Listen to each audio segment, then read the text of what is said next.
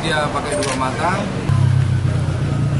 Di mana lokasinya ada yang di Jogli, ada yang di Indrapuri, Silimun, kemudian ada juga yang di Janto dan di Banda Aceh.